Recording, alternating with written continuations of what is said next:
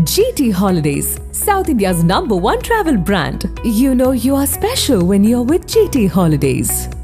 Super Saravana ஸ்டோர்ஸ்ல December 16 இருந்து ஜனவரி 15 வரைக்கும் ஒவ்வொரு பிரான்ச்லயும் ஒரு கஸ்டமருக்கு ₹1,00,000 மதிப்பு உள்ள தங்க நகை பண்டிகை பரிசு. ஒரு காவலர் சுட்டுக்கொலை அப்படிங்கிற செய்தி வரும். பணி அழுத்தம் காரணம், அது அந்த மாதிரியான ரீசன் சொல்லுவாங்க. ஆனால் ராணுவம் இது எப்படி கையாளுது? ராணுவத்திலும் ஒர்க் ப்ரெஷர்னால சூசைட்ஸ் நடக்குது. பட் என்னன்னா இந்த ரிலீஜியஸ் டீச்சர் சிஸ்டம் இருக்கு இல்லைங்களா, ஒரு பெரிய சேஃப்டி வால் ராணுவத்துக்கு. சரி, எதையும் சாராத இருப்பாரா இல்லை அவருக்கு ஒரு மதம் இருக்கு? இல்லையே, எல்லா ரிலீஜியஸ் மதம் இல்லாமல் ரிலீஜியஸ் எப்படி? Busy troops are happy troops. இந்த கான்செப்ட் நான் எப்பவுமே ஃபாலோ பண்ணுவேன். அப்படின்னு என்ன அர்த்தம்? எப்பவும் பிஸியாக இருந்தால் சந்தோஷமாக இருக்கும். நம்ம ஃபேமிலியில் எடுத்துக்கோங்க, ஹஸ்பண்ட் ஒய்ஃபையும் பிள்ளைங்களையும் பிஸியாக வச்சிருந்தானா அவன் ரொம்ப ஹாப்பியாக இருப்பான். வேறு எந்த டிபார்ட்மெண்ட்லையும் இவ்வளோ லாங் லீவ் கிடையாது தெரியுமா உங்களுக்கு? ராணுவத்தில் மட்டும்தான் 64 நாள் ஆனுவல் லீவ் இருக்குது. அதாவது 58 நாள் லீவும் plus journey period as per the mode of transport. நான் எனக்கு ஒரு குக் வந்திருந்தாப்புல இப்படி தான் தூக்கி வீசுவான். என்னத்தை? உப்பை எடுத்து தூக்கி. உடனே நான் என்ன செஞ்சேன், நான் வந்து 228 அப்படின்னு ஒரு யூனிட்டை வந்து நான் புதுசாக போன உடனே எனக்கு ஷாக் ஆகிடுச்சு. பரேட் செட் காலையில் கேட்டேன் சுபேதார் மேஜர் சார்ட்ட, sir what is a parade set? Sir 44 பேர் இன்னைக்கு ரிப்போர்ட்டிங்ஸுக்கு அப்படின்னாரு. தூக்கி வாரி போட்டுருச்சு. நான் முதல்ல இருந்த யூனிட் வந்து 4 பேர் கூட போக மாட்டான். ஆஸ்பத்திரிக்கு போகிறது வந்து என்னது ஒரு கேவலமாக நினைப்போம். ஆஸ்பத்திரிக்கு போகவே கூடாதுன்னு நினைப்போம். ஸோ இந்த 2 மணி நேரம் ஃப்ரீயாக இருக்கிறதுக்காக அவன் என்ன செய்கிறான், அவன் வந்து ரிப்போர்ட்ஸிங்னு சொல்லிடுறான். இது ஒரு லத்தார்ஜி தானே.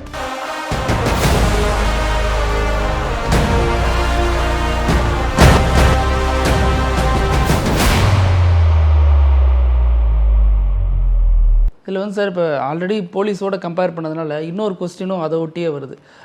காவல்துறையில் இப்போ கூட ஒரு காவலர் சுட்டுக்கொலை அப்படிங்கிற செய்தி வரும். எங்கே அவரே தன்னைத்தானே சுட்டு தற்கொலை செஞ்சுப்பார். பணி அழுத்தம் காரணம், அது அந்த மாதிரியான ரீசன் சொல்லுவாங்க. அப்புறம் மேலதிகாரி கொடுக்குற ப்ரெஷர்ஸ், இந்த மாதிரிலாம் நிறைய காரணங்கள் ஒவ்வொரு மரணத்துக்கு பின்னாடி சொல்லப்படும். இதில் ஐஜி போன்ற உயர் அதிகாரி ரேங்கில் இருக்கிறவங்களும் அதே நிலைமை தான். ஆனால் இராணுவம் இதை எப்படி கையாளுது? இந்த மாதிரியான ஒர்க் ப்ரெஷர்ஸை இராணுவ வீரர்லேருந்து இராணுவ அதிகாரி வரைக்கும் எப்படி கையாளுறாங்க? First of all let us not fool ourselves. நம்மளே நாமே முட்டாளாக்கக்கூடாது. இராணுவத்திலும் ஒர்க் ப்ரெஷர்னால் சூசைட்ஸ் நடக்குது. அதில் வந்து எந்த வித இது கிடையாது. பட் என்னென்னா இராணுவத்தில் நடக்கிற சூசைட்ஸ் வந்து ரொம்ப rare. The percentage is very low. அது வந்து இருந்தாலும் அதை தடுக்கிறதுக்கு சில சிஸ்டமைஸ்ட் ஆக்ஷன்ஸ் இருக்குது. ஃபஸ்ட் அண்ட் ஃபார்மோஸ்ட் வந்து ரிலீஜியஸ் டீச்சர்னு ஒரு அப்பாயின்ட்மெண்ட் இருக்குது இராணுவத்தில். ரிலீஜியஸ் டீச்சருங்கிறது ஒரு அப்பாயின்மெண்ட். அந்த ரிலீஜியஸ் டீச்சர் என்ன செய்வார், மார்னிங் ஈவினிங் எல்லாம் அவர் என்ன செய்வார், அந்த சர்வ தர்ம ஸ்தல்னு சொன்னேன்ல, அங்கே உட்காந்து என்ன செய்வார், அமைதியாக பூஜைகள்லாம் பண்ணிகிட்ருப்பார். அப்படி பண்ணும்போது ஓப்பன்லி யார் வேணாலும் அங்கே வந்து அவர்கிட்ட வந்து என்ன சொல்லலாம், தன்னுடைய ஆதங்கத்தை வெளிப்பாடு சொல்லலாம். ஸோ அங்கே அதுவே ஒரு பெரிய ஒர்க் ப்ரெஷர் என்ன ஆகிடுது, ஒர்க் ப்ரெஷரை ரிலீஸ் பண்ணிடுது. இட்ஸ் அ சேஃப்டி வால். இப்போ எப்படி குக்கரில் வந்து அந்த வெயிட் இருக்குல்ல, ஒரு லெவலுக்கு மேலே போனால் வெயிட் என்ன லேட்டாக தூக்கி அதை சேஃப்டி பண்ணிடுது. அப்புறம் திருப்பி அந்த வெயிட்னால உள்ளுக்கு வந்து அதே மாதிரி இந்த ரிலீஜியஸ் டீச்சர் சிஸ்டம் இருக்கு இல்லைங்களா, அந்த இன்ஸ்டிடியூஷன் ஆஃப் ரிலீஜியஸ் டீச்சர் வந்து ஒரு பெரிய சேஃப்டி வால் இராணுவத்துக்கு. ஆர்டி சார் எதையும் சாராத இருப்பாரா இல்லை அவருக்கு ஒரு மதம் இருக்கு? இல்லையே, எல்லா ரிலீஜியஸ் மதம் இல்லாமல் ரிலீஜியஸ் எப்படி? இல்லை சார், இப்போ நான் என்ன மதமோ அதுக்காக அவர் வருவாரா? அப்படிலாம் கிடையாது. அதாவது அந்த யூனிட்டில் எவ்வளவு பெரும்பான்மை மக்கள் இருக்காங்களோ அதுக்கு தகுந்த மாதிரி ரிலீஜியஸ் டீச்சரை போஸ்ட் பண்ணுவாங்க. ரிலீஜியஸ் டீச்சர் வந்து 4 விதமான ரிலீஜியஸ் டீச்சர் இருக்கிறாங்க. ஒரு ரிலீஜியஸ் டீச்சர் வந்து பண்டிட் ஜின்னு சொல்லுவோம். யார்? ஐயர். நம்மளுடைய ஐயர்னு சொல்கிறோம்ல, பண்டிட் ஜி, குருக்கள். இன்னொரு ரிலீஜியஸ் டீச்சர் வந்து மௌல்விம்பாங்க. மௌல்வினா யார்? இங்கே நமாஸ்லாம் படிக்கிறதுக்கு வைக்கிறாங்களே, அது அவங்களும் இருப்பாங்க. இன்னொரு ரிலீஜியஸ் டீச்சர் வந்து ஃபாதர்ம்பாங்க. கிறிஸ்டியன் யூனிட்ஸ் அன்றைக்கே நான் சொல்லியிருக்கிறேன், சில அசாம் யூனிட்ஸ்லாம் ரிலீஜியஸ் டீச்சர் ஃபாதராக இருப்பாங்க. இதெல்லாம் வேகன்சி பேஸ்ட் வரும். இன்னொரு ரிலீஜியஸ் டீச்சர் வந்து புத்த பிட்சுக்கு அவங்களுக்கு வந்து அந்த இது லாமாஸ் அது. ஸோ அந்த எந்த யூனிட்டில் ஜாஸ்தி இருந்தால் அவங்களுக்கு தானே பிரச்சனை வரும். 100 பேர் இருக்கிற இடத்துல 80 பேர் ஒரு ஒரு ஒரு ஒரு கம்யூனிட்டியாக இருந்ததுன்னா பிரச்சனை 80% பிரச்சனை அவங்களுக்கு தானே வரும். மீதி 10 பேருக்கு வராதில்ல. அது தட் இஸ் ஸ்டாட்டிஸ்டிக்ஸில். ஸோ அப்போ அவங்க என்ன செய்வாங்க போவாங்க. அதர்வைஸ் ஆல்சோ இவங்களுக்கு ஆர்டி கோர்ஸ்னு ஒன்று இருக்குது, ரிலீஜியஸ் டீச்சர் கோர்ஸ் இருக்குது. அந்த கோர்ஸில் மற்ற ரிலீஜனை பற்றியும் பேசிக் இது அதாவது பேசிக் நாலேஜ் கொடுப்பாங்க. ஸோ அதனால் அவங்களால ஹேண்டில் பண்ண முடியும். இப்போ ஒரு கிறிஸ்டியனே வர்றாரு, வந்து ஒரு பண்டிஜிட்ட வர்றாருன்னா அவர் அந்த கிறிஸ்டியனுக்கு எப்படி சொல்லணும்னு சொல்லி அந்த அதாவது ஆதங்கப்பட்டவன் தன்னுடைய ஆதங்கத்தை ஒரு தடவை ஒருத்தர் கேட்டுட்டாவே 99% அவனுடைய ஆதங்கம் கிளியர் ஆகிடும். எப்போ அவன் சூசைட் லெவலுக்கு போகிறான்னா ஆதங்கம் வந்து உள்ளுக்கே வச்சு அழுத்தி வெடிக்கும் போது தான். இது ஒன்று. செகண்ட் வந்து busy troops are happy troops. இந்த கான்செப்ட் நான் எப்போவுமே ஃபாலோ பண்ணுவேன். அப்படின்னு என்ன அர்த்தம்? எப்பவும் பிஸியாக இருந்தால் சந்தோஷமாக இருக்கலாம். இது ட்ரூப்ஸ் கூட கிடையாது. நம்ம ஃபேமிலியில் எடுத்துக்கோங்க. ஹஸ்பண்ட் ஒய்ஃபையும் பிள்ளைங்களையும் பிஸியாக வச்சுருந்தானா அவன் ரொம்ப ஹாப்பியாக இருப்பான். ஒய்ஃபையும் பிள்ளைங்களையும் பிஸியாக இல்லாமல் அவன் பாட்டுக்கு ஃப்ரீயாக விட்டான்னா, அங்கே போனால் ஸ்கூலில் ரிப்போர்ட்டு, இங்கே போனால் ஷாப்பிங் சென்டரில் ரிப்போர்ட்டு, அங்கே போனால் பணம் இல்லாமல் ரிப்போர்ட்டு, இங்கே போனால் பேங்க்காரன் வந்து இஎம்ஐ ரிப்போர்ட்னு வந்துடும். So you must as a head of the family you must keep the family members busy. That is the best way of making them and keeping them happy. இது வந்து ஒரு பேசிக் அப்ரோச் டு லைஃப். அதே மாதிரி யூனிட்டில் busy troops are happy troops. இது என்னுடைய concept. So நான் என்ன செஞ்சுருவோம், கண்டினியூஸ்லி நாங்கள் ட்ரூப் பிஸியாக வச்சுருப்போம். பிஸியாக வைக்க அவன் ஹாப்பி ஆகிடுவான். நிற்கவே அவனுக்கு நிற்க நேரம் தானே யோசனை பண்ணுறதுக்கு இருக்கும். யோசனையை அவன் பாட்டுக்கு அவனுக்கு எப்போ யோசனை பண்ண டைம் கொடுப்போம். கம்ப்ளீட் ஆக்டிவிட்டீஸை முடிச்சு லீவ் அனுப்புகிறப்பல 64 நாள் லீவ் அனுப்புவோம். எத்தனை நாள்? 64. எத்தனை நாள் லீவு? வேறு எந்த டிபார்ட்மெண்ட்லையும் இவ்வளோ லாங் லீவ் கிடையாது தெரியுமா உங்களுக்கு? இராணுவத்தில் மட்டும்தான் 64 நாள் ஆனுவல் லீவ் இருக்குது. அதாவது 58 நாள் லீவும் plus journey period as per the mode of transport. இப்போ எடுத்துக்காட்டால் ஜம்முலேருந்து கன்னியாகுமரி ட்ரெயினில் வந்தான்னா வர்றதுக்கு 3 நாள் ஆன்வர்ட் ஜேர்னி, போகிறதுக்கு திருப்பி ரிட்டர்ன் ஜேர்னிக்கு 3 நாள், 3 6 நாள், 58 நாள் ஆனுவல் லீவ். எவ்வளோ ஆச்சு? 58 + 6 64 நாள் கிடைக்கும். ஸோ அந்த மாதிரி அப்போ நீ என்ன வேணாலும் திங்க் பண்ணுறாரு. அவன் சந்தோஷமாக போயிடுவான். போயிட்டு ஜாலியாக புள்ள குட்டி ஜாலியாக சந்தோஷமாக இருப்பான். That is what is to be done. திருப்பி வந்தோன்னா வந்தோடனே அவனை வந்து என்ன செஞ்சிருவோம், டைட் பண்ணிவிடுவோம். டைட் பண்ணி எஸ். ஒரு சில அதை மீறி நடக்கிறதுக்கு காரணம் என்னன்னா, சில இன்டர்மீடியட் அப்பாயின்மெண்ட்ஸ் கொஞ்சம் ரஃப்பாக பேசுகிறது, சில இன்டர்மீடியட் அப்பாயின்மெண்ட்ஸ் வந்து ராங்காக ஹேண்டில் பண்ணுறது, சில பேசிக் விஷயங்களை வந்து என்ன செய்கிறது, அதை கவனிக்காமல் விடுறது. அதாவது சின்ன விஷயத்தையே கவனிச்சிட்டோம்னா, இப்போ எடுத்துக்காட்டால் ஒரு சின்ன சலசலப்பு இருக்குது, சாப்பாடு சரியில்லை அப்படின்ட்டு, உடனே அந்த ஆஃபீஸர் என்ன செய்யணும், ஏன் சாப்பாடு சரியில்லை, இன்றைக்கி எவ்வளோ ரேஷன் வாங்கினாங்க, எவ்வளோ ரேஷன், யார் குக், அது ஒரு பெரிய விஷயம். குக்கு பொறுப்பு இல்லாமல் இருந்தவங்க, நான் எனக்கு ஒரு குக்கு வந்திருந்தாப்புல இப்படி தான் தூக்கி வீசுவான். என்னத்தை பார்த்தது இல்லை உப்பை எடுத்து தூக்கி. ஏன்னா he didn't feel comfortable to do cooking. உடனே நான் என்ன செஞ்சேன், ஐ எம் டாக்கிங் அபவுட் இது பாகிஸ்தான் பார்டரில் நடந்தது. பாகிஸ்தான் பார்டரில் அப்போ ரொம்ப சின்ன அப்பாயின்மெண்ட். நான் வந்து லெஃப்டினெண்ட்டாக இருந்தேன், செகண்ட் லெஃப்டினெண்ட் டயத்தில். அந்த பேர் கூட எனக்கு என்ன, I tell the post name also. That is called பகவாடா கலி. ஓகே, அது ஒரு, அதாவது கலின்னா என்னது, 2 மலையினுடைய 6 போகிற இடம். அந்த இடத்துல வந்து பாகிஸ்தானி ஊடுருவல் இருக்கும். ஸோ அந்த ஊடுருவலை தடுக்கிறதுக்கு இந்த 2 ஷோல்டர்லேயும் நாங்கள் வந்து கேம்ப் வச்சுருப்போம்.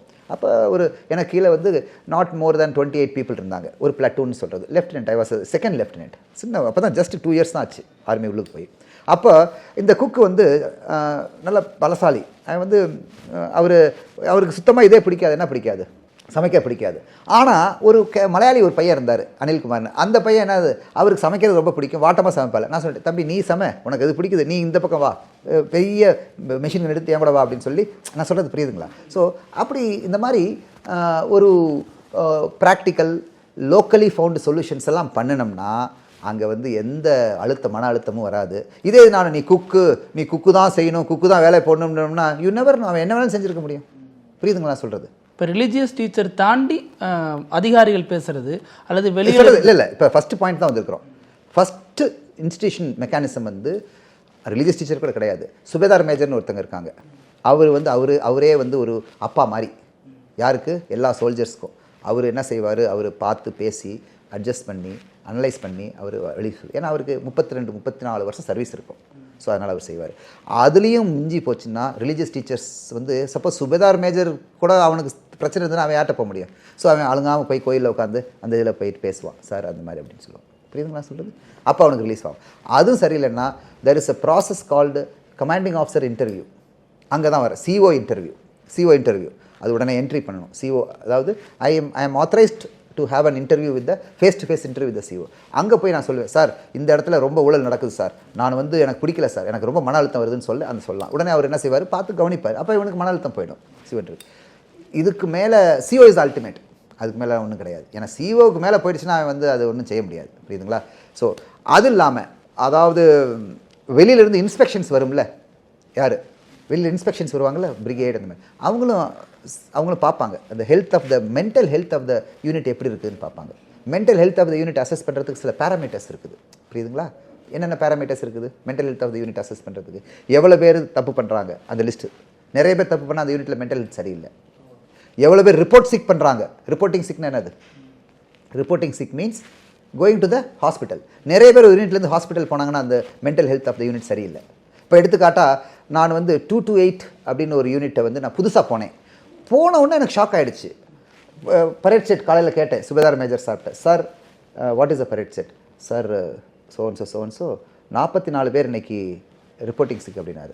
தூக்கி வாரி போட்டுருச்சு. நான் முதல்ல இருந்த யூனிட் வந்து 4 பேர் கூட போக மாட்டான். அந்த யூனிட்டில் வந்து ரிப்போர்ட்டிங் சிக் பண்ணுறது வந்து ரிப்போர்ட் சிக்னு என்னது, ஆஸ்பத்திரிக்கு போகிறது வந்து என்னது ஒரு ஒரு கேவலமாக நினைப்போம். நாங்கள் ஆஸ்பத்திரிக்கு போகவே கூடாதுன்னு நினைப்போம். அந்த மாதிரி யூனிட் இங்கே வந்து பார்த்தோம்னா 44 பேர் போயிருக்காங்க. ஷாக் ஆகிடுச்சு, எனக்கு ரொம்ப ஷாக் ஆகிடுச்சு. அப்புறம் யோசனை பண்ணேன், எப்படா இந்த ரிப்போர்ட்டிங் சிக் இது வந்து, ஏன்னா அவனுக்கு உண்மையிலுமே வழி இருந்து போய் நான் தடுத்தேன், அதுவும் பிரச்சனை. அவன் குழுவுக்கு பயந்து, ஏன்னா ரிப்போர்ட்டிங் அதாவது அங்கே வந்து அந்த டைம் வந்து என்னென்னா இட் வாஸ் அரவுண்டு ஜூலை லடாக்கில். ஜூன் ஜூலையில் வந்து ஆவரேஜ் டெம்பரேச்சர்ஸ் வந்து ஒரு 9 டிகிரி 10 டிகிரி இருக்கும் day time temperature. And night time temperature வந்து -4 -5 டிகிரி இருக்கும். ஸோ இந்த மார்னிங் ரிப்போர்ட்டிங் சிக் போனோம்னா ஒரு 9 மணிக்கு ட்ரெஸ் பண்ணிட்டு போனால் போதும், புரியுதுங்களா? ஆனால் பரேடில் இருந்தோம்னா 7 மணிக்கே என்ன செய்யணும், எந்திரிச்சு ரெடி பண்ணி போகணும். ஸோ இந்த 2 மணி நேரம் ஃப்ரீயாக இருக்கிறதுக்காக அவன் என்ன செய்கிறான், அவன் வந்து ரிப்போர்ட் சிக்னு சொல்லிடுறான். இது ஒரு லத்தார்ஜி தானே, இது சின்ன லத்தார்ஜி விஷயம் தான். ஆனால் இது யூனிட்டுக்கு வந்து ஒரு பெரிய ஒரு களங்கம், புரியுதுங்களா? உடனே பார்த்தேன், okay reporting sick pre reporting sick ப்ரொசீஜரை போடுறா அப்படின்னு. அதுக்கு மருந்து இருக்குது, இந்த பிரச்சனைக்கு இந்த மருந்து ப்ரீ ரிப்போர்ட்டிங் சிக் ப்ரொசீஜர் போடு அப்படின்னு. ப்ரீ ரிப்போர்ட்டிங் சிக் யாரார் ரிப்போர்ட்டிங் சிக் ப்ரொசீஜர், யாரார் ரிப்போர்ட்டிங் சிக் போகிறாங்களா, மெடிக்கல் அத்தாரிட்டி தானே போகிறேன், அதுக்கு ஏன்ட்ட ஒரு தடவை காட்டு. ஏன்ட்டே 2 இவங்க நர்சிங் அசிஸ்டன்ட் இருந்தாங்க. நர்சிங் அசிஸ்டன்ட் யார், நம்ம கம்ப்யூட்டர்ஸ் மாதிரி நம்ம சொல்கிறோம்ல, நம்ம இந்த மாதிரி. ஸோ 2 நர்சிங் இந்த ப்ரீ ரிப்போர்ட்டிங் சிக் ப்ரொசீஜரில் என்ன செஞ்சிட்டோம், அவனை பார்த்து உண்மையிலுமே அவனுக்கு இருக்குதா. பாதி பேர் என்ன செஞ்சிட்டாங்க, 7 மணிக்கு எந்திரிக்கிறதுக்கு நம்ம அப்படியே என்ன யூனிட்டே போயிடலாம். அப்புறம் செகண்ட் அப்படி இருந்து குறையில, ஏன்னா நான் புது யூனிட், அது என்னன்னா அந்த யூனிட்டை கிரிப் எனக்கு கிடைக்கல. ஸோ அதை பார்த்து அதுக்கப்புறம் என்ன செஞ்சேன், okay we will have physical training but not running. அங்கே ஓட முடியாது, அங்கே ஓடுறதுக்கு ஏன்னா அங்கே ஆக்சிஜன் கிடையாது. செகண்ட் ஸ்டேஜ்மா இட் இஸ் 14,000 feet, அங்கே போய் எப்படி ஓட முடியும்? அதனால் என்ன செஞ்சோம், walking, long walk, 3 kilometre circuit, 5 kilometre circuit, morning 7லேருந்து 8 மணி வரைக்கும் வாக்கிங் டைம். ஸோ அது வாக் பண்ண அப்புறம் என்ன ஆயிடுச்சு, அப்புறம் அப்படியே என்ன கடைசியில் 4 to 5 people ரிப்போர்ட்டிங் சிக் அந்த லெவல் வந்ததுக்கப்புறம் யூனிட் வந்து ஃபிட் ஆகிடுச்சு. ஸோ எல்லா பிரச்சனைகளுக்கும் well established and well proven methodologies இருக்குது. ஒப்பீட்டளவில் இராணுவத்தில் வீரர் தற்கொலை செஞ்சுக்கிட்டாரு அப்படிங்கிற தகவல் கம்மியாக தான் இருக்கும் காவலர்களை கம்பேர் பண்ணுறப்ப. அதனால தான் அந்த கேள்வி உங்கள்கிட்ட வச்சது. எஸ், இல்லை நான் தான் திருப்பி சொல்கிறேனே, இராணுவத்துலேயும் தற்கொலை பண்ணுவாங்க. ஏன்னா சில நேரத்தில் இப்போதைக்கு ஆஃப் லேட் அட்லீஸ்ட் நான் அதை பற்றி இப்போ சொல்ல முடியாது. நான் இராணுவத்தில் வந்து 2012 முடிச்சுட்டு வந்துட்டேன். பட் ஆஃப் லேட் என்னென்னா மேரிட்டல் டிஸ்கார்ட்ஸ்னால் என்னது, மன பொருத்தம் இல்லாமல் இருக்கிறது. அதாவது மனமானவர்கள் தன்னுடைய துணைவியோ அல்லது துணைவனுடைய பொருத்தம், அது வந்து மன பொருத்தம் இல்லாமல் இருக்கிறது ஒன்று. செகண்ட் வந்து சோஷியல் மீடியா ப்ரெஷர், புரியுதுங்களா, அண்ட் சைபர் ஃப்ராட். இந்த மாதிரி விஷயங்களில் வந்து என்ன ஆயிடுது, சோல்ஜர்ஸ்க்கு வந்து மன அழுத்தம் ஜாஸ்தி வருது. இன்ஃபேக்ட் ஐ திங்க் ஒரு சில அதிகாரிகள்லாம் சூசைட் பண்ணிடுறாங்க. என்னென்னு பார்த்தோம்னா தன்னுடைய கம்ப்ளீட் சேவிங்ஸ் என்ன செஞ்சிடுறது, ஏதோ ஒரு ஸ்கீம் இருக்கும், ஃபைனான்ஸ் ஸ்கீம் இருக்கும், ஃப்ராட் ஃபைனான்ஸ் ஸ்கீம் இருக்கும். 3 மாதத்தில் ரெட்டிப்பு பண்ணி தரேன், நான் 75 லட்சத்தை போட்டுருவார். அது திருப்பி அது ஒன்றும்லாம் போகும்போது வெளியவும் சொல்ல முடியாது, என்ன செஞ்சிருவார் அவர், he will take is life. இந்த மாதிரி இதெல்லாம் வந்து இது இப்போ கொஞ்சம் இன்க்ரீஸ் ஆகிருக்குது. ஐ ஆம் ஷியோர் இராணுவம் தன்னுடைய லாங் செக்கர்டு ஹிஸ்ட்ரி, 200-300 வருஷத்தினுடைய ஹிஸ்ட்ரி, அதனுடைய அனுபவத்தை வச்சு என்ன செஞ்சிடும், இந்த விஷயங்களையும் என்னது சைபர் பிரச்சனை, சோஷியல் மீடியா பிரச்சனை, அதே மாதிரி மனப்பொருத்தம் இல்லாத மேரிட்டல் டிஸ்கார்ட் பிரச்சனை, இதெல்லாம் கூட என்ன செஞ்சிடும், சமாளித்து வந்துடும்னு நான் நம்புகிறேன். ரொம்ப நன்றி சார். இந்த வாட்டியும் நிறைய பயனுள்ள தகவல்கள், அதாவது இராணுவத்துக்கு மட்டும் இல்லாமல் பொதுவாக ஒரு மனுஷனுக்கு என்ன தேவையோ மேனேஜ்மெண்ட் ஸ்கில்ஸ்லேருந்து வாழ்க்கை எப்படி தற்காத்து வாழ்கிறதுன்னு வரைக்கும் நிறைய விஷயங்களை பகிர்ந்துக்கிட்டீங்க. உங்கள் நேரத்துக்கு கருத்துக்கு ரொம்ப நன்றி சார். நன்றி, வணக்கம். நக்கீரன் டிவிக்கு சப்ஸ்கிரைப் செய்யுங்கள். உங்கள் ஆதரவே எங்கள் பலம். ஆசிரியர்களுக்கு நண்பனாகவும் மாணவர்களுக்கு ஆசானாகவும் திகழும் தேர்வு வழிகாட்டி. ஒவ்வொரு பாடத்திற்கும் அனுபவமிக்க ஆசிரியர்களின் துல்லியமான தெளிவான விடைகள். CNC இருக்கு, தேர்வு பயம் எதற்கு? இது தீரன் பப்ளிஷிங் ஹவுஸ் விற்பனை வெளியீடு.